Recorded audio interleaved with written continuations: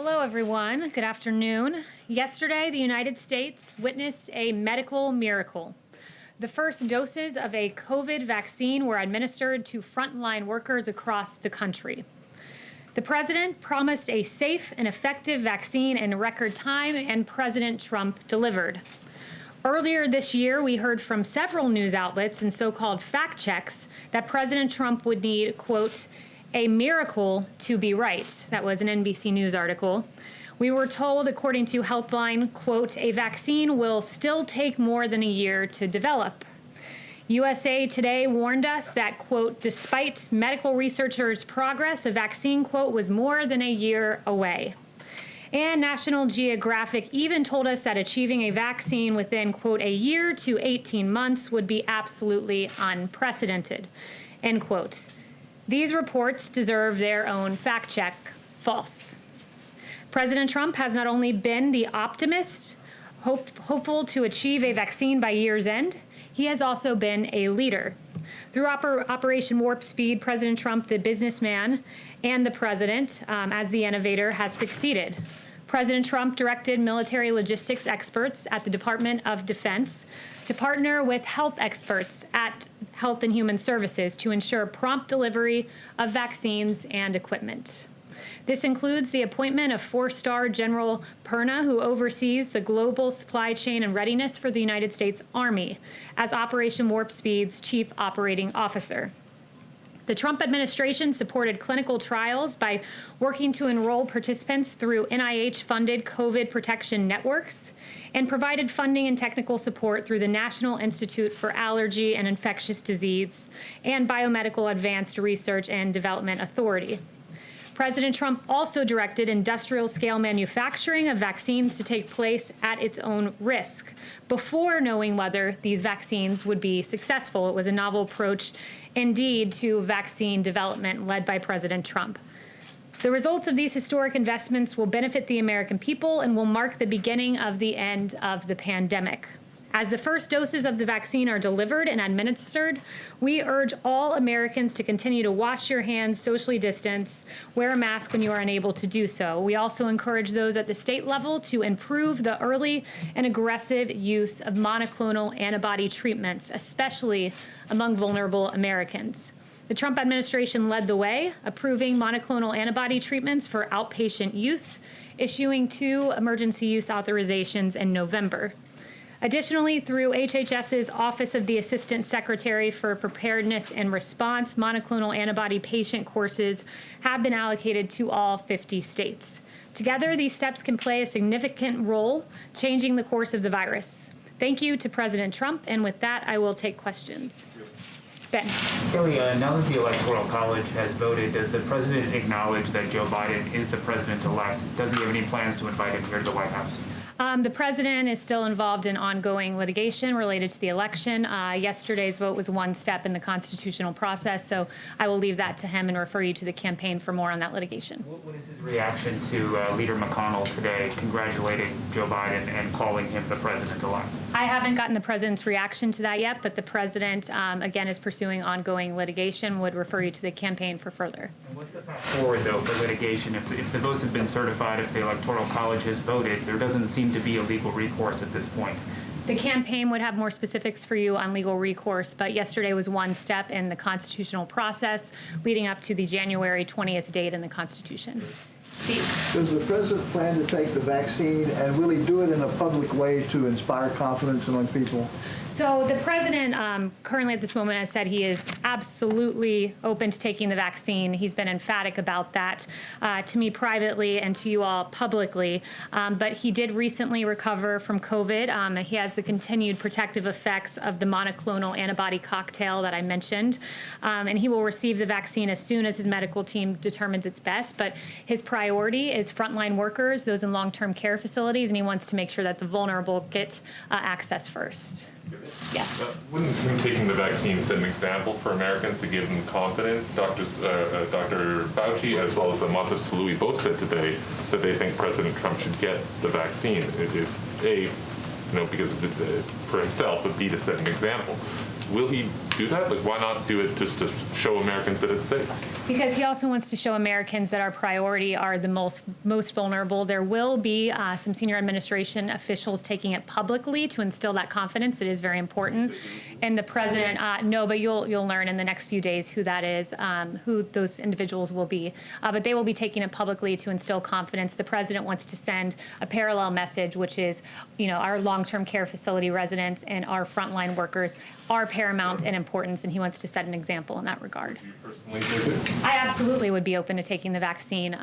As has been reported, and as I shared with some of you yesterday, the White House, it will be a very limited group of people who have access to it initially. The president's tweet indicated that the White House should receive it at a later date to, again, prioritize the most vulnerable, but some career staff, national security staff, for the purposes of continuity of government, will have access, in addition to a very small group of senior administration officials for the purpose of instilling public confidence. He has said that he thinks Americans will be able to take it if they want to take it. You're saying he's open to taking it. Is he going to encourage Americans to take it, or is he going to leave it up to Americans? Does he think Americans should get this shot? Absolutely. Look, these are vaccines that he oversaw the development of. He has great confidence in. He wants to see all Americans get this vaccine, and he wants to see the most vulnerable among us get it first. But absolutely, he will be encouraging Americans to take this. Yeah. David. Do you know specifically when the president will veto the National Defense Authorization Act, when he's going to send the paperwork over? And why would he veto that, given the fact it passed on veto-proof majorities in Congress? So he still does plan to veto the NDAA. Don't have a timeline for you on that, but he does plan to veto it. He wants to make every effort to protect our military men and women, and will prioritize military funding in the big omnibus bill. But he also has other important priorities and I should say problems with the NDAA beyond just the absence of Section 230 repeal and beyond the inclusion of the Warren Amendment. One of the provisions of concern is provisions about troop withdrawal and deployment in Afghanistan, South Korea, and Germany. And so there are a number of provisions that he is. Said it was weak on China, but no Republican really seems to agree with on that. Why does he think the bill is bad on China? So by not including a Section 230 repeal, what you're in effect allowing is Twitter to continue to not censor Chinese propaganda. Recently, there was a tweet by the U.S., the Chinese embassy in the United States, about the Xinjiang province and allowing all citizens to enjoy the same rights, including freedom of religion. That clearly is not the case, as the Uyghurs have been absolutely tortured in that province. There was another tweet that they allowed about the virus originating in Wuhan. They said it did not originate in Wuhan. That obviously is Chinese disinformation, and the president's priority is to ensure that that isn't permitted. Yes. Did Leader McConnell give the president a heads up that he was going to talk about Biden on the floor today?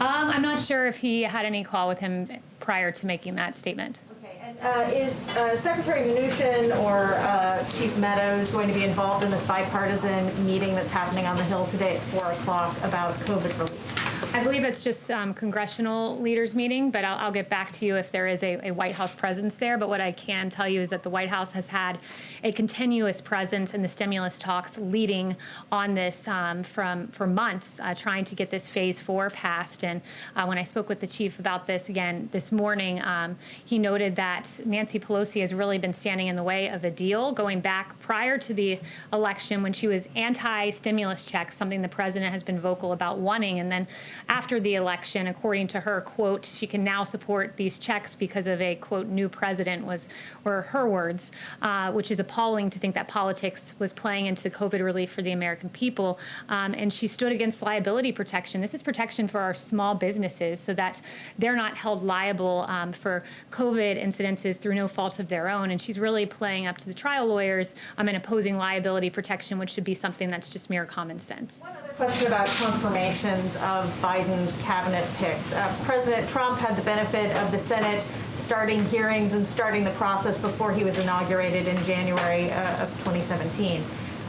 Does the president oppose the Senate taking up Joe Biden's nominees before the inauguration? I think that's a hypothetical, and he won't get ahead of that activity actually happening. But he has taken all statutory requirements necessary to either ensure a smooth transition or a continuation of power.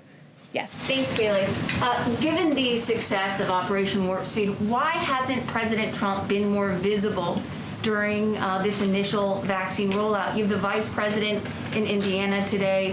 Where's President Trump? President Trump's been hard at work on COVID behind the scenes. Just because you don't see him at the podium every day doesn't mean that he's not aggressively pursuing actions on behalf of the American people. He's briefed on COVID regularly, and I'm here speaking with you guys. Others are out communicating this information. Yeah. Could you comment on the Russian hackers breaching several federal agencies? How serious was this breach, and is the Trump administration considering retaliating? Look, the U.S. government, we're aware of all of these reports. We're taking all necessary steps to identify and remedy any possible issues related to the situation.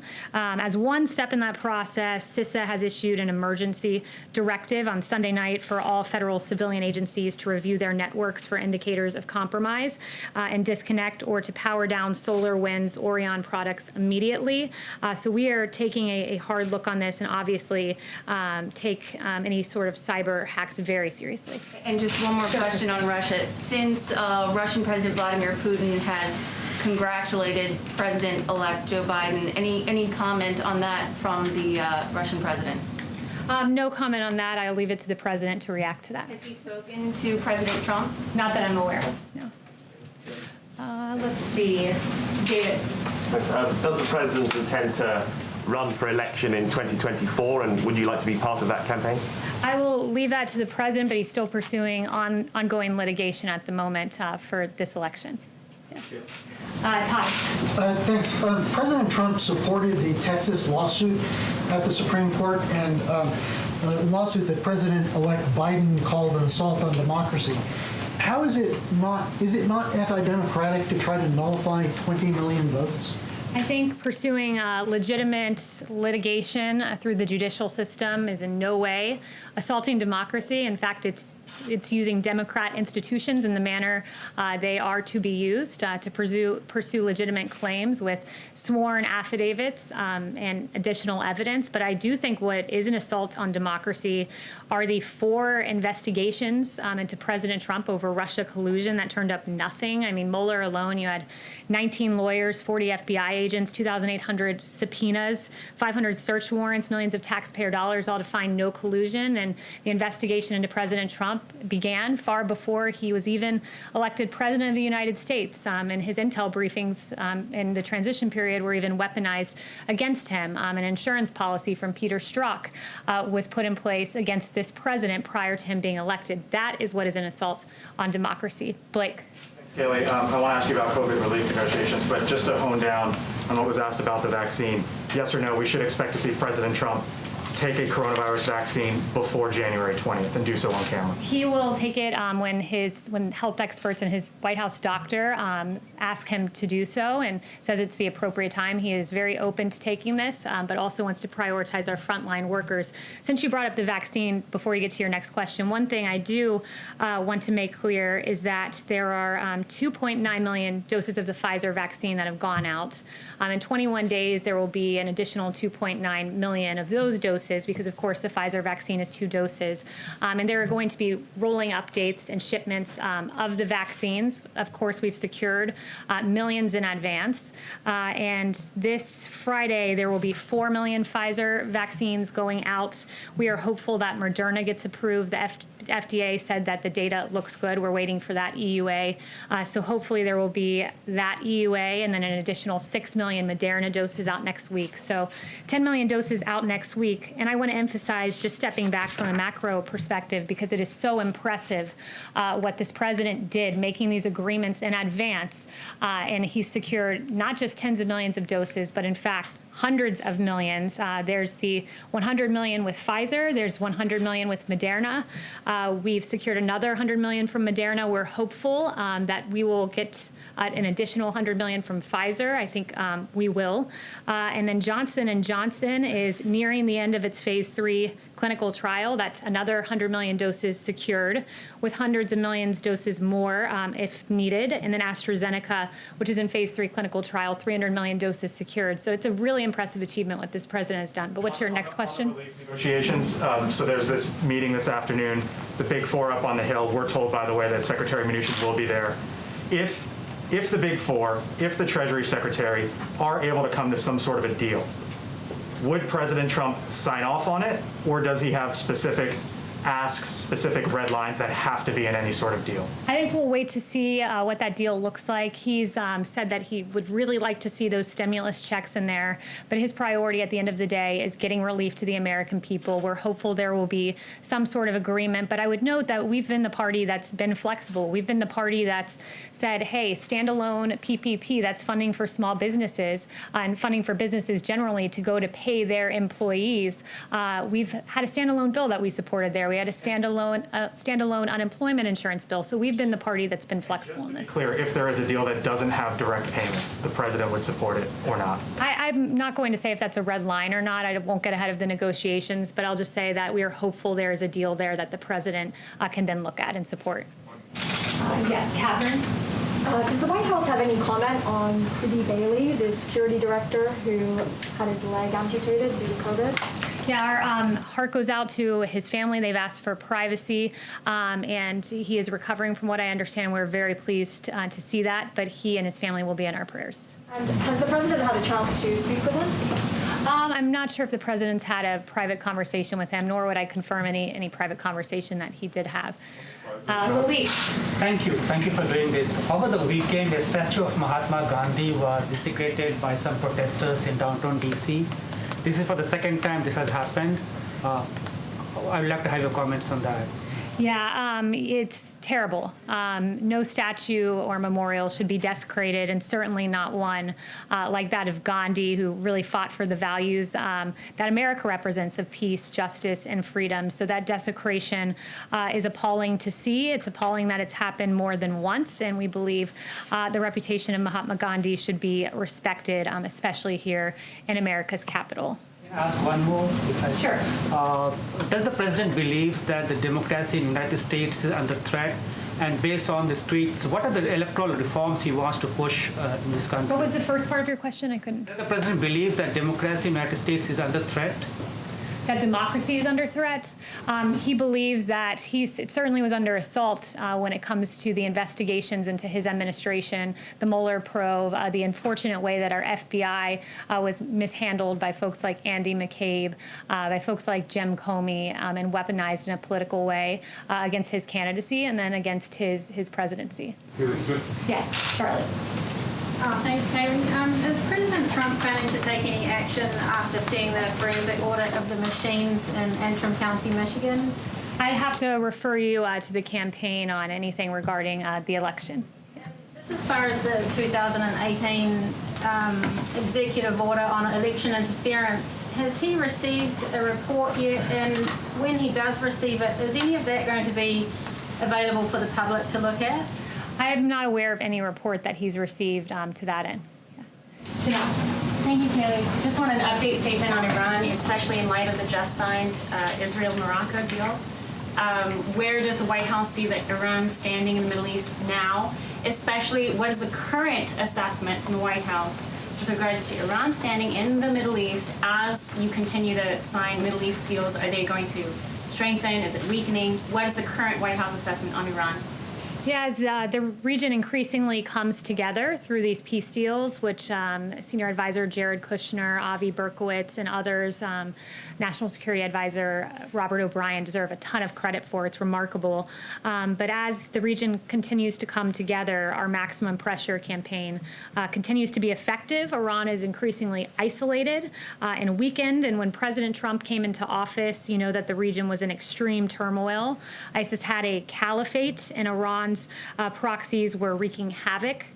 Since taking office, President Trump has worked to rebuild trust with our regional partners and identify their shared interests. And unlike the previous administration, which gave Iran piles of cash and a deal with a sunset provision that would have allowed them to get nuclear weapons, this president has isolated Iran, and he's done it through 4 peace deals, which is 4 more than his predecessor.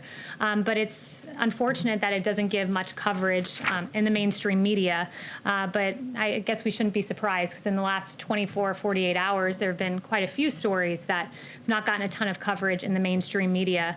As former White House Press Secretary Ari Fleischer said, bias is often found in stories the press does not cover.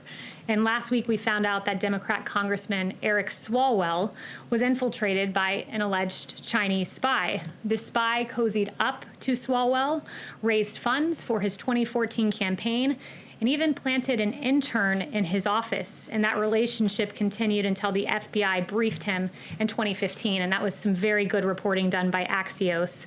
But after entangling with this spy for years, Swalwell hypocritically went on to be one of the lead instigators of the Russia collusion hoax in the impeachment sham. Swalwell wrote this on his congressional webpage: President Trump and his team are directly and indirectly tied to Russia. That was not true. He then said in September of 2020, the president has a compromised relationship with Russia. Untrue. April of 2019, he said President Trump certainly acts on Russia's behalf and acts like Russia's leader. Not true. January 2019, Eric Swalwell said it's pretty clear President Donald Trump is an agent of Russia. Not true. And Swalwell shamelessly claimed Donald Trump Jr. and Jared Kushner had an eagerness and a willingness to work with the Russians during the 2016 election. Again, it was false. In 2019, he falsely claimed this yet again when inquired about collusion by a reporter. And these baseless attacks were false, yet covered breathlessly by the media. There was no coverage, however, of Swalwell being the one implicated with not Russia, but China. In fact, the New York Times website, as of this morning, had not one result for Eric Swalwell's ties to Chinese spies. Not one result. And when the Swalwell story broke, guess how many minutes of coverage it got on ABC, NBC, MSNBC, and CBS? 0. CNN devoted 3 minutes and 16 seconds to it. However, it was covered on Fox. Interesting pre-election and post-election coverage, too, on the Hunter Biden scandal, which was not covered at all by many outlets in the lead up to the election. In fact, on October 15th, you had a New York Times headline that said, Trump said to be warned that he was being given Russian disinformation over Hunter Biden. Now, December 10th, just a few months later, New York Times headline, investigation of Hunter Biden is likely to hang over Biden as he takes office. Washington Post on October 16th, the headline read, the truth behind the Hunter Biden non-scandal. Now you have the Washington Post headline that says this, Hunter Biden tax probe examining Chinese business deals. Politico, October 19th, Hunter Biden's story is Russian disinformation. That's a favorite. Dozens of former intel officials say, false yet again. December 2nd, now Politico reads, Justice Department's interest in Hunter Biden covered more than taxes. Really interesting turn of events, and good for those who covered what was a story all along and not Russia disinformation.